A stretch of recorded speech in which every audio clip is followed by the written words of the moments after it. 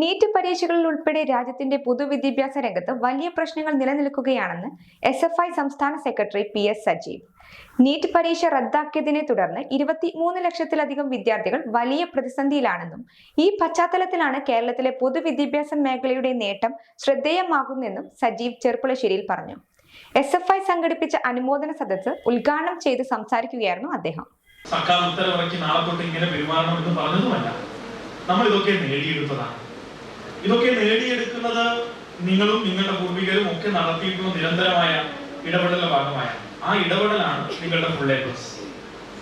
നിങ്ങളുടെ full A plus വഴി ഞങ്ങൾ പ്രതീക്ഷിക്കുന്നത് നല്ല പൗരബോധമുള്ള, നല്ല മനുഷ്യത്വമുള്ള, നല്ല മനുഷ്യ സ്നേഹമുള്ള, കൂടെ ഇരിക്കുന്ന വിദ്യാർത്ഥിയോട് വളരെ സ്നേഹത്തോട് പെരുമാറാൻ കഴിയുന്ന ഈ പൗരത്വം, ഈ പൗരനെന്ന നിലയിൽ നാളെ ഈ സമൂഹത്തിന് നിങ്ങൾക്ക് ചെയ്യാൻ കഴിയുന്ന സംഭാവനകൾ വളരെ നിർബാധം ചെയ്യാൻ നിങ്ങൾ പ്രേരിപ്പിക്കപ്പെടുന്ന വിധത്തിലേക്കാണ് നിങ്ങൾ ഓരോ ഫുൾ എ പ്ലസുകളും നേടിയത് എന്ന് ഞങ്ങൾ കരുതുന്നു. കെമിസ്ട്രിയിലും ഫിസിക്സിലും താരേ സമീൻ പർ എന്ന പേരിലാണ് SSLC +2 പരീക്ഷകളിൽ ഉന്നത വിജയം നേടിയ വിദ്യാർത്ഥികൾക്കായി SFI ചെർപ്പുളശ്ശേരി ഏരിയ കമ്മിറ്റി അനുമോദന സദസ്സ് സംഘടിപ്പിച്ചത്. ഏരിയ കമ്മിറ്റിക്ക് കീഴിലെ വിദ്യാലയങ്ങളിലെ വിദ്യാർത്ഥികളെയാണ് ചടങ്ങിൽ ആദരിച്ചത്.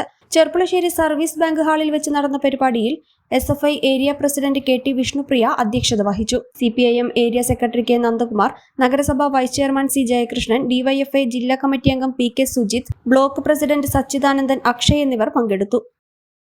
അണിഞ്ഞൊരുങ്ങാം ഈ ആഘോഷക്കാലം നിവ ഗോൾഡിനൊപ്പം. Niva Gold, Cherpulassery and Ottapalam.